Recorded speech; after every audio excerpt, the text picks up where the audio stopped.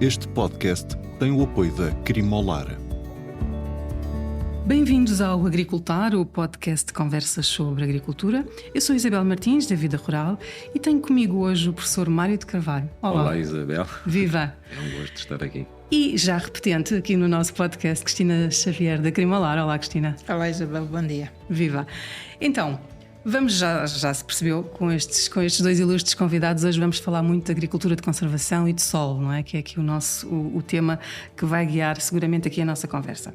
O professor Mário de Carvalho, para quem não conhece, o professor, que aliás deixe-me começar por enquadrar, que foi premiado nos últimos prémios da Vida Rural, com o Prémio Personalidade Armando Sefinato Pinto, deixe-me reiterar os parabéns por esse prémio. Obrigado. Que é um prémio quase carreira, digamos assim, e que no fundo distingue de facto esta carreira nesta área tão importante de trabalho de agricultura de conservação e de solo. E isto para dizer que há 30 anos... Quando o professor começa a falar sobre estas questões de agricultura de conservação, de solo, da necessidade de olhar para ele, de o proteger, de sementeiras diretas, tudo isto soava quase a esoterismo nessa época e, portanto, assumiu aqui um pioneirismo e foi quase visionário nesta matéria. Bom, tenho primeiro que tudo prestar homenagem ao meu mestre, professor Ário de Azevedo, porque verdadeiramente ele já falava nisto tudo. O mérito que eu tive foi seguir o caminho que ele me apontou desde muito cedo e ter a persistência de ir fazendo e fazendo e fazendo e tentando chegar às pessoas e fazendo palestras e indo aos agricultores demonstrar.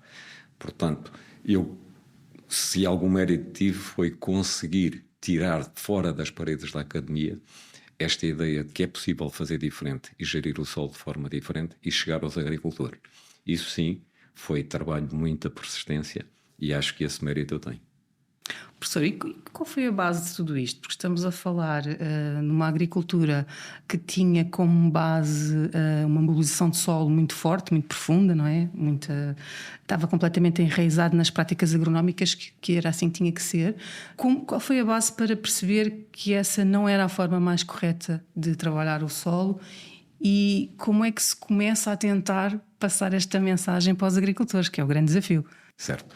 Na minha experiência pessoal, a primeira de todas foi a contestação das perdas de solo terríveis por erosão que existiam nessa altura. Estávamos ainda em plena época de grande intensificação dos cereais, já não a campanha de trigo do Salazar, mas a campanha de trigo da nossa adesão à comunidade. E, portanto, as folhas eram semeadas quase todos os anos de cereais, com muita mobilização, e a erosão era uma coisa assustadora. Portanto, essa foi a primeira coisa que me fez pensar que este não pode ser o caminho.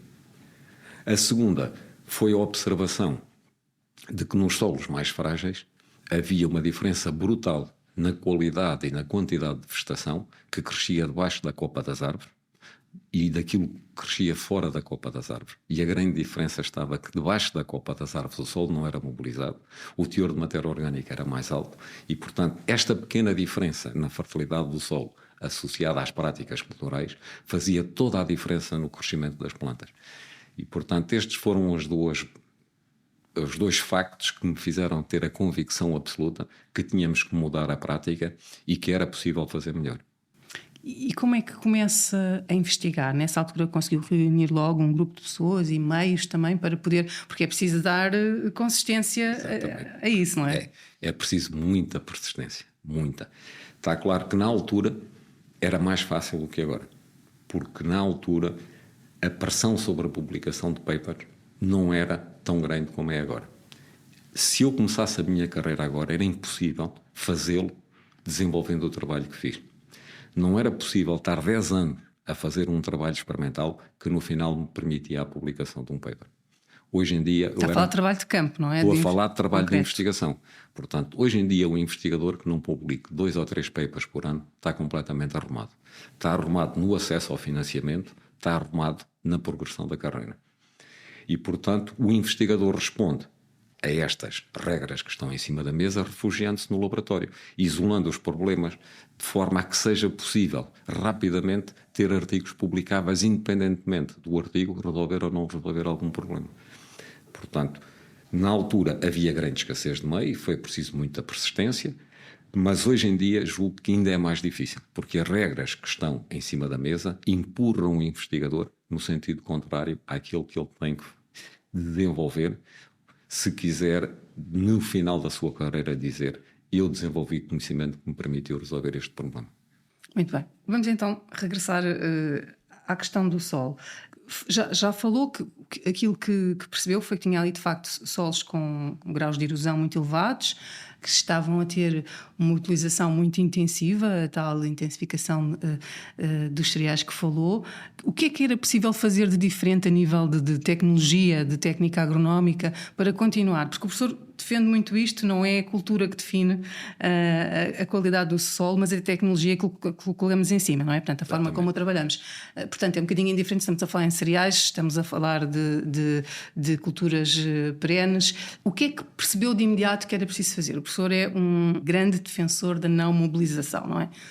Sim, porque se o problema na origem estava na questão da erosão, e a erosão tem a ver com a mobilização do solo, portanto, o primeiro problema que era preciso resolver é como é que fazemos uma agricultura sem mobilização do solo. Na altura, o conhecimento sobre como fazer sementeira direta era muito mais escasso do que é agora. Na altura havia a ideia de que havia solos que se adaptavam bem à sementeira direta e solos que não se adaptavam à sementeira direta. E uma das coisas que eu aprendi ao longo do trabalho que realizei é que isso não é de todo verdade. E são os solos a que se diziam que mais dificilmente se adaptam à sementeira direta, aqueles que no final do processo de recuperação melhor respondem, em termos de melhoria do seu potencial produtivo, melhor respondem às técnicas de não mobilização.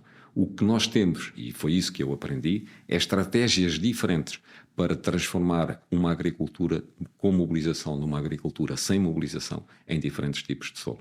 Professora, então o que me está a dizer é que é um mito de que não podemos fazer sementeira direta em todos os solos. É completamente um mito. O que não podemos é ter a mesma estratégia para chegar ao final a uma agricultura sem mobilização. Então vamos falar de estratégias. Vamos. O que é que o professor vê como mais execuível face àquilo que são os solos nacionais, na sua maioria solos delgados, solos mais pobres, sem grande teor de matéria orgânica. Tem havido também uma transformação cultural muito grande nos últimos anos, não é? Uma grande transformação, não só no tipo de culturas que estamos a produzir neste momento, mas também na forma como as estamos a produzir, com mais densidade, de uma forma um pouco mais intensiva. Face a esta realidade, portanto, estas são as culturas que os agricultores têm de produzir para terem rentabilidade, não é? Para terem a produtividade necessária. Que estratégias, então, que técnicas agronómicas é que devemos adotar? Sim. É evidente que estamos aqui a falar de sistemas muito diferentes e, portanto, a concretização em cada sistema também é diferente. Os princípios são sempre os mesmos, que é: nenhuma agricultura é sustentável do ponto de vista económico e ambiental se não for capaz de, a cada ano que passa, melhorar as funções do solo de forma a conseguir produzir mais gastando menos. Porque produzir mais gastando menos, ou seja, aumentando a eficiência do uso de fatores, é a resposta à sustentabilidade económica, mas é também a resposta à sustentabilidade ambiental. Porque se nós conseguirmos produzir mais utilizando menos fatores, temos menor impacto ambiental. E para conseguir isso, há várias... Portanto, outro mito que cai por terra. Portanto, que a maior produtividade não é inimiga da ecologia, digamos assim. Sim, não é de toda inimiga da ecologia, porque nós temos que otimizar a produtividade dos fatores, não é apenas a produtividade da terra. Portanto, se nós olharmos apenas para a produtividade da terra, podemos cair de facto em sistemas que utilizam de forma indiscriminada a aplicação de fatores, e isso leva a um aumento do impacto ambiental da agricultura. Portanto, a diferença de ótica é deixar de olhar apenas para a produtividade da terra e olharmos para a produtividade de todos os fatores. Mas a produtividade da terra continua a ser fundamental, porque um dos grandes impactos do homem sobre a natureza é a área imensa que nós temos que utilizar para a produção de alimentos. E se essa área não for produtiva, se a produtividade da terra nessa área utilizada não for elevada, significa que nós temos que aumentar a área cultivada e aumentar ainda mais o impacto negativo que temos na biodiversidade do planeta. Portanto, defender sistemas que baixem a produtividade da terra é um contrassenso para quem quer defender o ambiente. Nós precisamos de uma elevada produtividade da terra, mas simultaneamente uma elevada produtividade dos outros fatores, da água, dos adubos, dos fitofármacos, tudo. Professor, nós nos últimos anos descobrimos o tema solo, não é? Começou realmente a despertar outro tipo de interesse, embora ainda não haja todo o conhecimento, ou pelo menos do lado dos agricultores não há se calhar o conhecimento necessário, e já vamos falar um pouco sobre isso mais para a frente, portanto esta necessidade de fazer esta transferência de conhecimento para a produção, que continua a ser uma lacuna.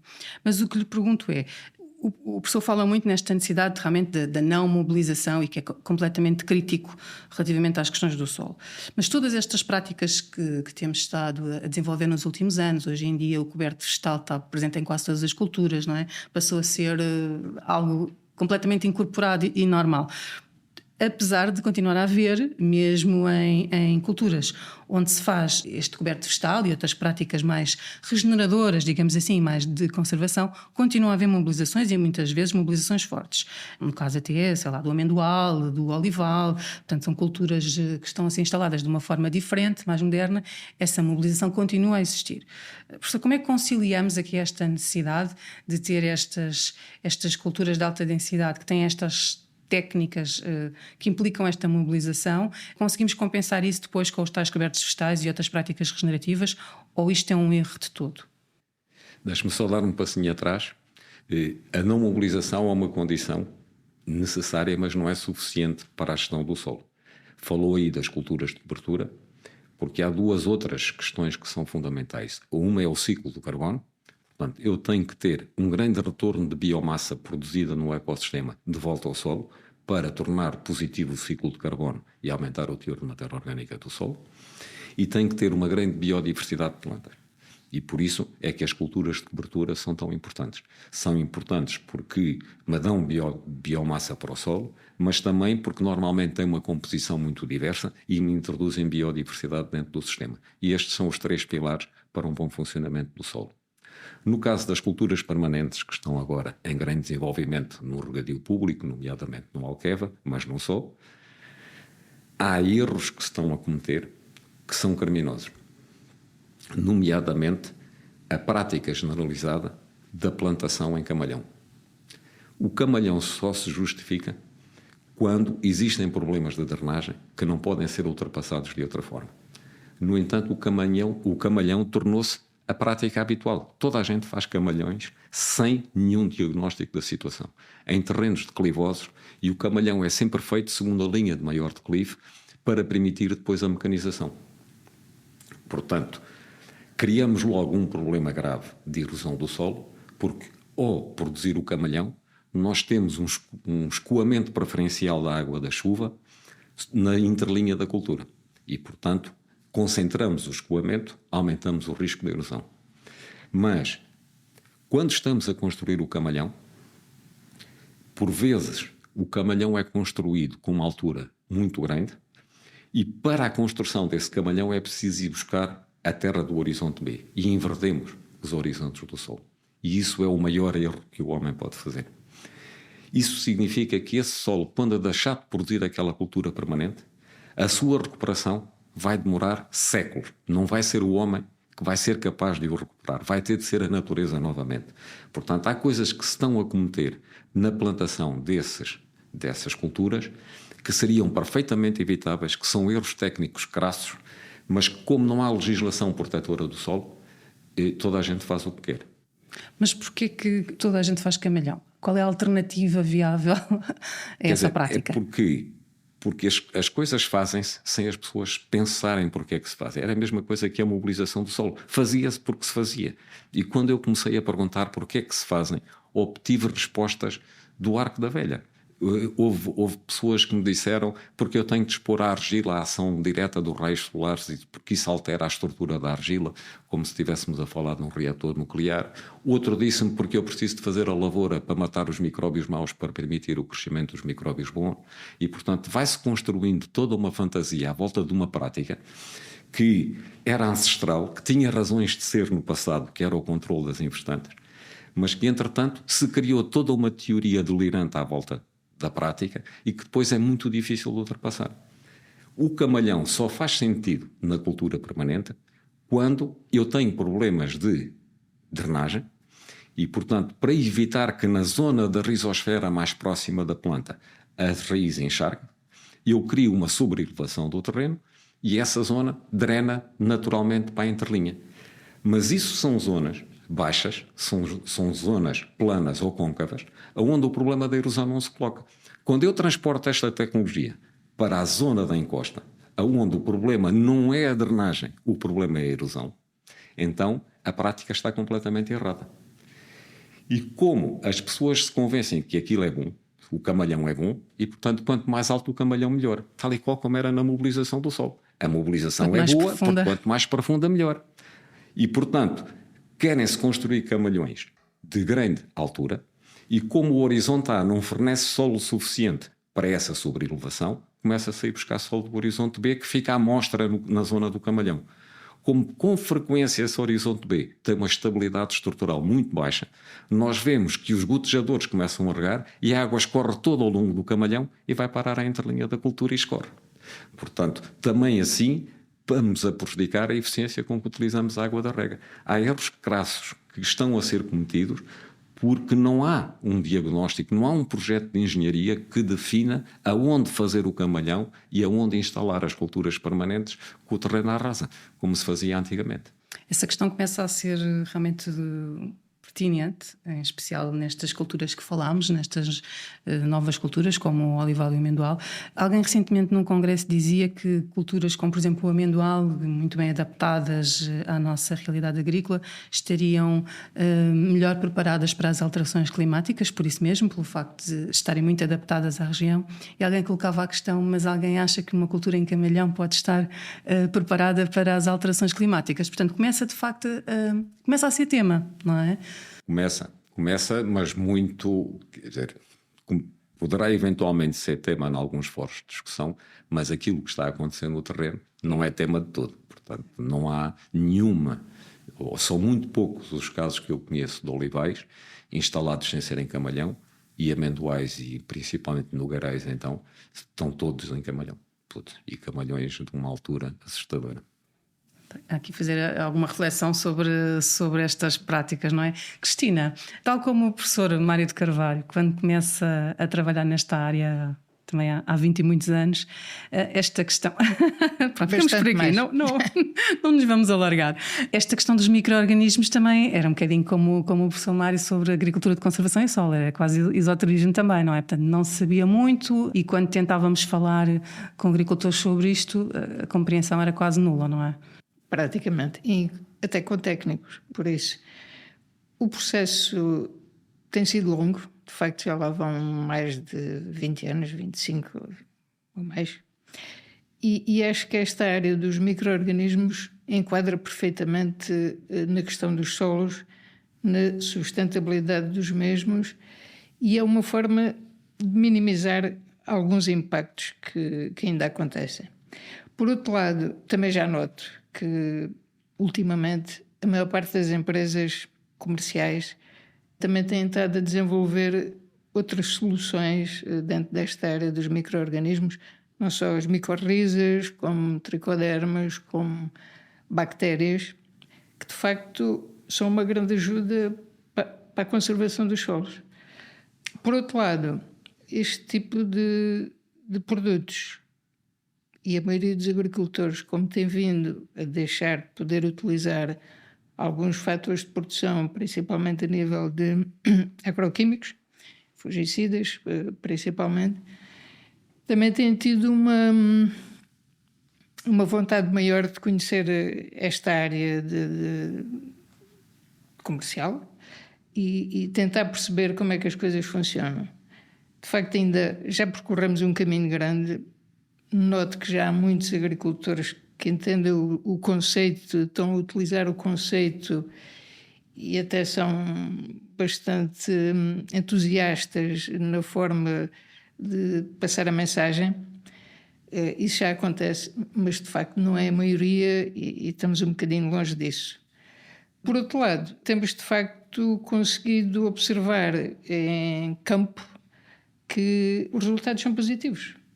Isto não é trocar micorrizas por fungicidas, ou trocar tricodermas por outra forma de tratamento de fungos do solo, não é substituir um conceito pelo outro, é tentar, principalmente numa primeira fase, que o agricultor perceba como é que funciona, porque deverá haver práticas que antes se utilizavam que são fundamentais para que estes micro-organismos persistam e tenham uma ação e uma atividade direta sobre a planta.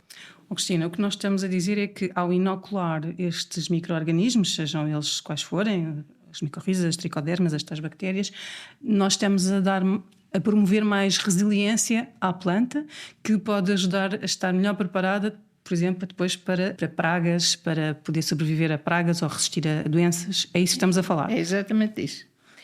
Mas nada disto substitui também outras práticas agronómicas que têm que acompanhar, não é? Não é um processo imediato, não é? Estes processos têm que ser integrados com distintas práticas agronómicas e respeitando, por outro lado, o solo, muito, o ambiente, e acho que isso traz à produção de culturas esse grau de maior sanidade, digamos assim, das mesmas, porque a micorriza, por exemplo, vai permitir que a planta desenvolva com este fungo uma área radicular suplementar, chamemos-lhe assim para percebermos melhor o conceito, e uma planta bem inoculada consegue explorar uma área de solo maior, portanto tem um acesso direto a mais disponibilidade de nutrientes, a mais água, porque o micélio micorrízico é muito mais fino que as raízes mais finas de uma planta, portanto consegue passar nos intervalos, nos poros mais finos do solo e buscar água, alimentação e até oxigênio, não é? Portanto, tem essa capacidade de subsistir melhor em detrimento de outras que não estejam, considerando os mesmos fatores ambientais, se pusermos uma ao lado da outra, isso é bastante visível. Não podemos descurar, em todo o caso, portanto, as tais práticas de mobilizações mínimas ou não mobilizações, ideais, não é? Mínimas, não é? ou não mobilizações. Os cobertos vegetais também ajudam muito aqui, não é? Ajudam bastante. E de facto, hoje em dia, estas práticas só vêm a melhorar a eficiência deste tipo de produtos. Portanto, a utilização de matérias orgânicas, quer sejam estrumes, quer sejam matéria orgânica comercial, granulada ou líquida, que se use. Aliás, tudo o que seja matéria orgânica ajuda muitíssimo o desenvolvimento desta carga microbiana do solo. Por outro lado, falei basicamente, as tricodermas é também um fungo, não é? E tem essa capacidade de, por um lado, não provocam na planta uma resistência a um fungicida químico de síntese normal, não atua só numa área do ciclo vegetativo da planta, portanto é multidirecional, portanto ajuda a planta não só no enraizamento, ajuda a planta também no sentido que ataca diretamente o patogênio, portanto o fungo que está a causar uma doença radicular na planta, e depois também o tipo de secreções que são geradas nessa infecção, digamos assim, junto da planta, também vai inibir outros patogénios de chegarem perto, não é? Portanto, em termos mais simples, é exatamente isso. Isto não deve ser fácil depois de transpor isto para os produtores, não é? Mas eu acho que eles têm percebido. Mesmo atualmente, o conhecimento é maior. Quem começa a usar, acho que tem mostrado algum entusiasmo, porque percebe que temos vários exemplos e já encontro agricultores mais entusiasmados a falar de micorrizas do que eu, quase. Já saberem o que é micorrizas é ótimo. Sim. Há 4, 5 anos íamos a um fórum falar de micorrizas e ficava toda a gente assim a dizer o que é isto, não é? Portanto, já é uma evolução. Já existe. O professor estava a olhar para si e senti-lo nervoso com esta questão. Não, como é que enquadra? Como é que enquadra estas... Não, não tenho dúvida nenhuma que a utilização de inóculos veio para ficar. E também não tenho dúvida nenhuma que a atividade microbiana do solo é a parte central de todas as funções do solo. O solo tem funções fundamentais: a regulação do ciclo da água, o fornecimento de nutrientes, a bioproteção das plantas. E sendo que todas as propriedades são importantes para essas funções, as químicas, as físicas e as biológicas, hoje temos a consciência de que as biológicas são centrais nisto tudo.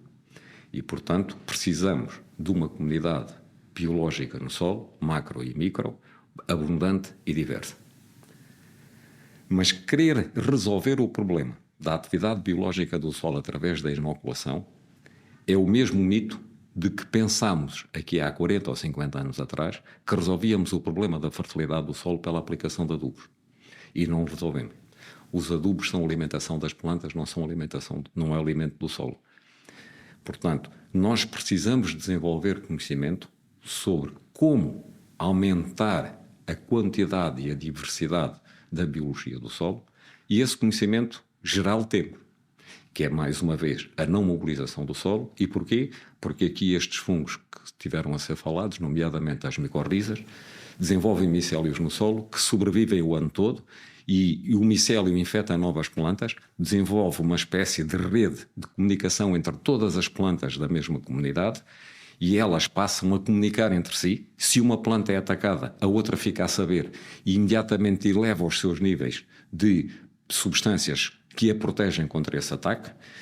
Ácidos asmonatos, ácidos salicílicos. A planta, antes de ser atacada, sabe que o parasita ou o agente infeccioso está presente na comunidade e acorda as plantas à volta. E por isso é que, tipicamente, um estrago biológico numa cultura tem um aspecto circular. Porquê? Porque ele começa a ser contido pela resposta imunológica das plantas à volta. Ele atacou num ponto, mas as plantas à volta começam-se a defender e ele não se consegue alastrar. Portanto, nós temos que gerir a comunidade microbiana dentro das práticas culturais do sistema. Não mobilizando o solo, aumentando o seu teor em matéria orgânica, promovendo a biodiversidade de plantas. E a inoculação aparece para resolver problemas específicos, tal e qual como depois a aplicação de adubo aparece para resolver problemas específicos, a aplicação de fitofármacos aparece para resolver problemas específicos. E é dessa forma que, tendo um solo com as suas funções todas otimizadas, que nós podemos ambicionar a atingir a tal agricultura de uma intensificação sustentável dos fatores da terra, mas de todos os outros.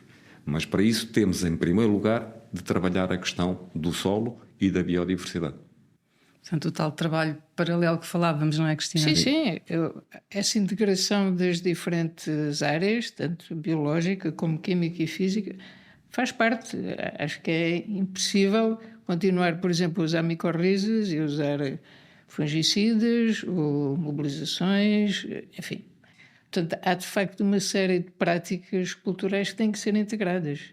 Portanto, eu sei que estes produtos comerciais não são uma solução que vai regenerar os solos por si só, porque mas fazem mais sentido funciona. em solos mais degradados, por exemplo, ou em que os teores com mais níveis de erosão, teores de matéria orgânica muito pobres. Portanto, aí fará mais sentido a utilização destas inoculações. Faz sentido em todo o tipo de solos.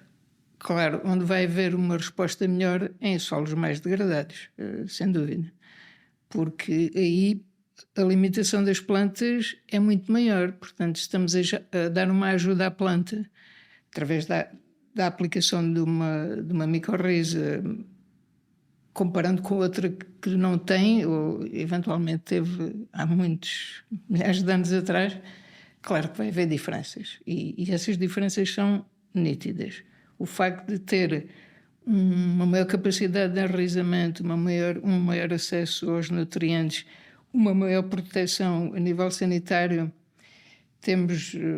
existem vários estudos nesta área, portanto é um assunto que está bastante estudado. Comercialmente é que foi recentemente usado, mas de facto as micorrizas sempre existiram naturalmente nos nossos solos. Mas claro que a intensificação cultural, a utilização excessiva de fertilizantes, enfim, são práticas que limitam a atividade microbiana dos solos. Isso é incontornável, não é? Por isso é que, por exemplo, em culturas mais intensivas como tomate de indústria, ou, enfim, principalmente nas hortícolas, Não é alfaces, que são culturas de ciclo mais curto, aí estar a introduzir uma micorriza não vai notar grandes diferenças, mas em culturas mais que se mantenham no solo durante mais tempo vai haver diferenças. Mas claro, em culturas perenes, vinhas, pomares, os resultados têm sido muitíssimo bons. Bem, o professor falou há pouco na questão do ciclo do carbono e a importância que o solo tem neste ciclo. O carbono está completamente na ordem do dia, não é? Agora estamos até com alguns enquadramentos legislativos nesse sentido, mercado voluntário de carbono, a questão da agricultura de carbono, tudo isso começa a ser legislado e de alguma forma promovido. O que lhe ia perguntar é, face a esta atualidade que o tema solo levanta, continuamos a assistir a alguma desproteção do ponto de vista legislativo do mesmo, não é? Portanto, o professor costuma dizer que existe uma lei quadro para a água, uma lei quadro para o ar e não existe para o solo, não é? Exatamente. E é uma falha muito grave. Porque não é possível termos atividade agrícola sem algum impacto ambiental. E, nomeadamente, nos recursos naturais, que é o solo, a água e o ar. E, neste momento, nós só temos legislação a proteger a água e o ar e, com muita frequência, aquilo que a legislação obriga a fazer para proteger estes recursos penaliza o recurso solo. Porque não temos uma visão conjunta da legislação de proteção destes três recursos e no solo nem sequer temos legislação nenhuma. Portanto, é urgente que ponhamos em cima da mesa uma legislação de proteção do solo, mas que depois as diferentes leis que regulam a proteção destes três recursos naturais sejam pensadas em conjunto e seja definida uma hierarquia de valor. E nessa hierarquia de valores, o solo tem de vir para o topo, porque é claramente o recurso mais escasso e mais finito e, portanto, é aquele que tem de ser protegido em primeiro lugar. O que é que eu quero dizer com isto? Que, por exemplo, para a proteção do recurso ar, eu não posso propor uma medida que me agrave o impacto sobre o recurso solo. Se isso acontecer, essa medida não pode estar não pode estar na legislação. Portanto, é urgente que nós façamos esta discussão sobre a hierarquização dos valores entre o Ministério da Agricultura e o Ministério do Ambiente, porque sem isso seria como termos um Código Civil em que não houvesse hierarquia de valores e em que a vida humana valia o mesmo que o roubo de uma coisa qualquer. E, portanto, era lícito alguém que foi roubado matar o ladrão. E isso não é lícito. E não é lícito porque há uma hierarquia de valor. E nós precisamos disso na gestão dos recursos naturais.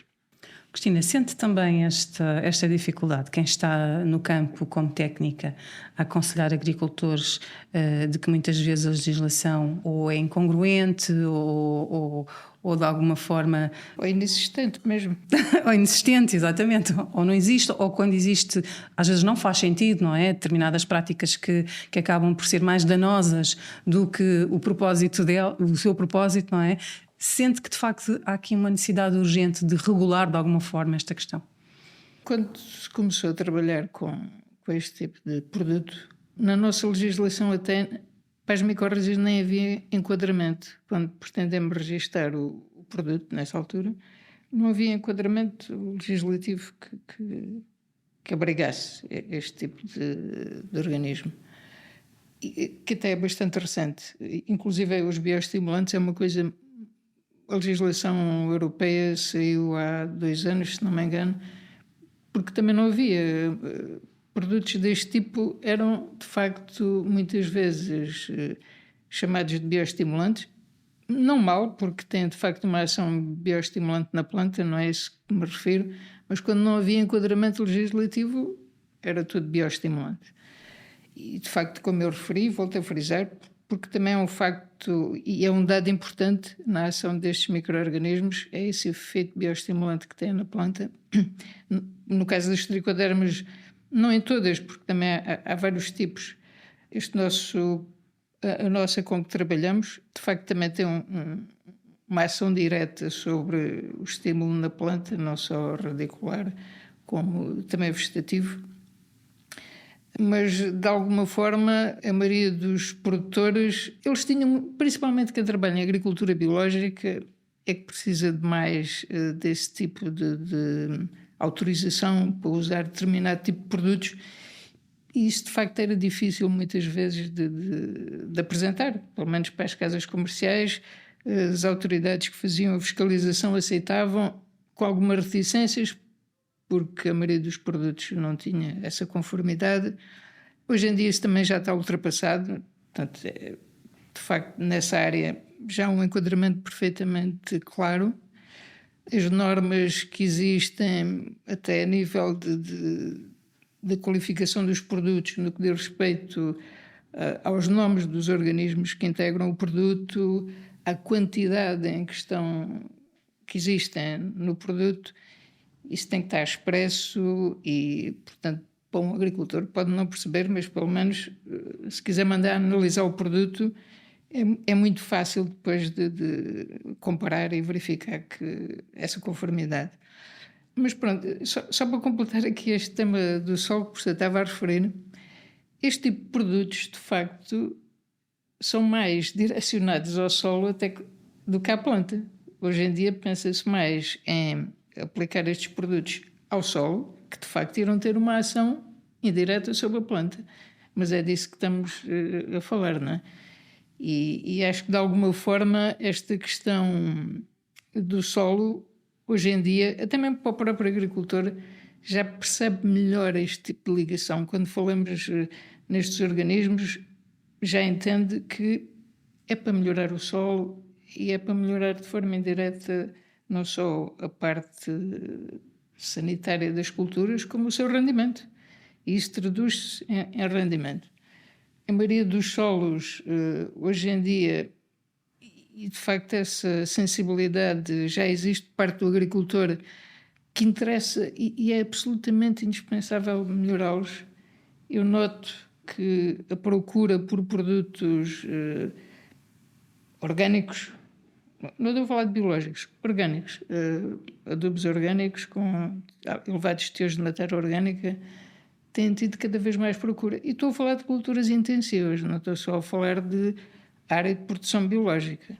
Portanto, de alguma forma o agricultor também já percebeu que este tipo de produtos eventualmente podem ter um valor mais elevado, mas isso traduz-se em rendimentos também melhorados, não só quantitativamente como qualitativamente.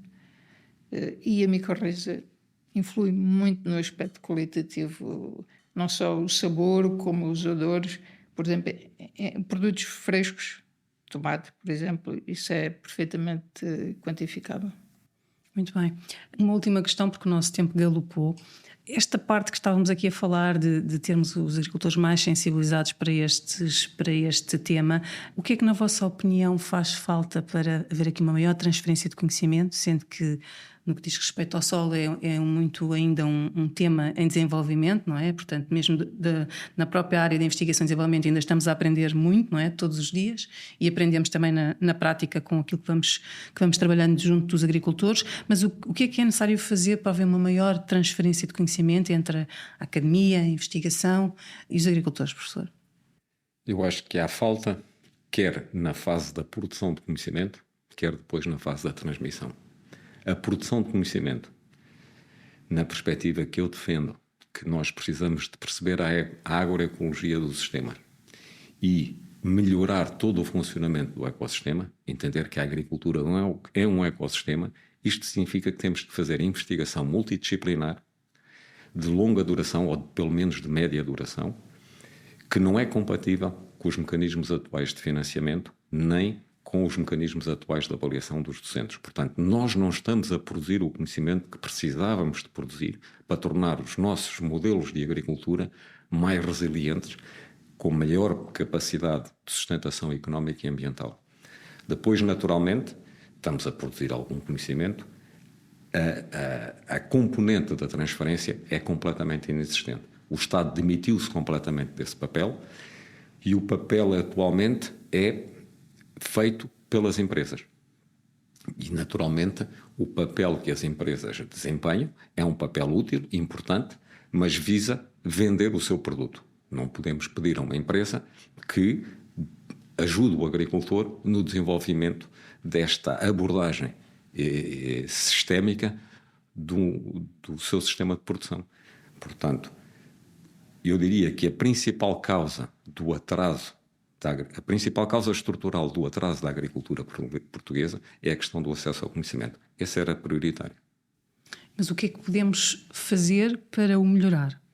Na prática. Temos que mudar as regras do jogo e de financiamento. Portanto, no caso da produção de conhecimento, temos que alterar a forma como estamos a financiar as universidades e os institutos de investigação e financiar através de programas e não de projetos. E programas de médio e longo prazo. Temos que, nesses investimentos, ter a consciência de que os campos experimentais são um laboratório ao ar livre e que precisam de um financiamento como qualquer laboratório. O Estado admite financiar a aquisição de um equipamento de laboratório muito sofisticado de milhões de euros, mas depois a aquisição de equipamento agrícola para campos experimentais já não é equipamento científico. E isso não pode ser, porque o campo experimental é onde verdadeiramente estes assuntos se podem estudar. Em segundo lugar, é preciso alterar as regras com que depois vamos avaliar a progressão na carreira de quem está a fazer a investigação, porque senão é evidente que não conseguimos convencer nenhum investigador a aderir a um programa de investigação que vai obter resultados daqui a 10 anos. Ele precisa de resultados neste momento daqui a 3 meses, não é 10 anos, se quiser progredir na carreira. Tudo isto é alterar a forma de financiar, no fundo é alterar leis. Mas o que é que são as leis? As leis são tracinhos num papel. Os tracinhos são aqueles que a gente lá quer pôr. Portanto, se nós queremos mudar as coisas e toda a gente tem consciência que precisamos de mudar, então temos que mudar a lei. É tão simples como isso. Mudar a lei e simples na mesma frase é quase uma antítese, não é? Não costuma ser simples. Quer dizer, não, simples não é. É uma questão de haver vontade. Né? E se houver vontade, a coisa muda-se. Se não quisermos mudar, daqui a 20 ou 30 anos vamos estar a queixar do mesmo mal, que é aquilo que é típico do nosso país. Né? Certo. Cristina, no vosso caso, e para terminar, o vosso conhecimento também está muito alavancado em parcerias, não é? Para além daquela também que é obviamente o conhecimento que vocês têm no terreno, não é? Que vão trabalhando com os agricultores e recolhendo dados e já trabalhando com base num histórico e em conhecimento prático, mas há aqui também muita parceria com entidades, com academia, com investigação e desenvolvimento, que vos permite também ir no fundo, beber este conhecimento, não é? É fundamental, parece-me. Quando começámos e quisemos também fazer, não só a empresa que nós distribuímos cá, que é a Atans, que é uma empresa que se dedica fundamentalmente a esta área de negócio, não trabalha outro tipo de produtos ligados à parte dos fatores de produção, só trabalha micro-organismos e já existe há mais de 30 anos.